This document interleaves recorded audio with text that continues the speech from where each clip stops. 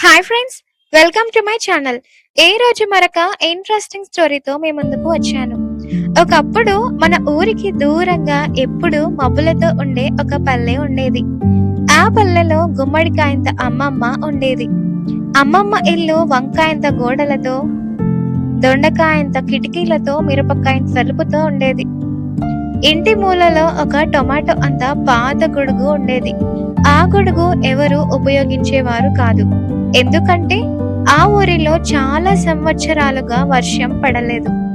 గ్రామం వాళ్ళు చెబుతూ ఉండేవారు, ఈ గొడుగు వర్షం కోసం కానీ వర్షమే లేదు అని. అమ్మమ్మ మాత్రం దాన్ని శుభ్రం చేసి అక్కడే పెట్టేది. దాన్ని బాగా చూసుకునేది. ఆ ఊరిలో పాలకూరంత చిన్న బాలుడు ఉండేవాడు. అతను ఎప్పుడూ అడిగేవాడు, అమ్మమ్మ వర్షం అంటే ఎలా ఉంటుంది అని. అమ్మమ్మ నవ్వి చెప్పేది, ఆకాశం ఏడ్చినప్పుడు భూమి నవ్వుతుంది. ఏళ్లు గడిచాయి, వర్షం రాలేదు. గ్రామం ఎండిపోయింది. చెట్లు ఎండిపోయాయి, వాగులు ఎండిపోయాయి. ఒకరోజు దూరంగా నల్ల మేఘాలు కనిపించాయి. గాలి బలంగా వీచింది. గ్రామం వాళ్ళు భయపడ్డారు. మొదట చినుకు పడింది. పిల్లలు ఆనందించారు. కానీ వర్షం ఆగలేదు. వాగులు ఉప్పొంగాయి, ఇల్లు మునిగాయి. అందరూ పరిగెత్తారు. ఆ బాలుడు అమ్మమ్మ దగ్గరకు పరిగెత్తాడు.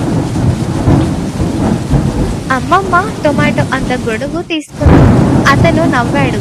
ఇది చిన్నది, ఇది ఎలా కాపాడుతుంది మనల్ని అని. అమ్మమ్మ అంది, ఇది గొడుగు కాదు, దారి అని.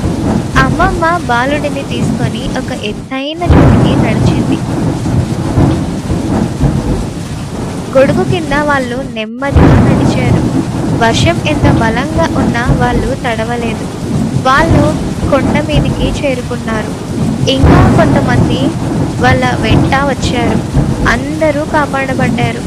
వర్షం ఆగిన తర్వాత గ్రామం నాశనం అయింది. కానీ వాళ్ళు బతికారు. బాలుడు అడిగాడు, అమ్మమ్మ ఈ గొడుగు ఎలా కాపాడింది?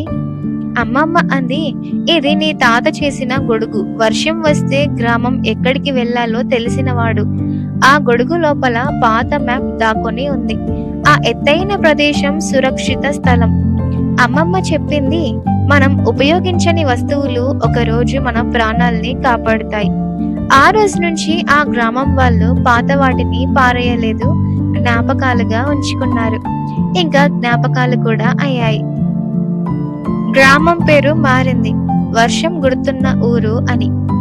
ఫైనల్ గా మోరల్ ఆఫ్ ద స్టోరీ ఏంటి అంటే, మనకు పనికిరాదనుకున్నది ఒక రోజు మనల్ని కాపాడే వస్తుంది. గుర్తులు వస్తువులు కాదు, జీవితం కాపాడే దారులు. మీకు ఇంకా ఇలాంటి స్టోరీస్ కావాలి అంటే నా ఛానల్ ని సబ్స్క్రైబ్ చేసి అలాగే బెల్ ఐకాన్ ని కూడా క్లిక్ చేయండి. Thanks for watching.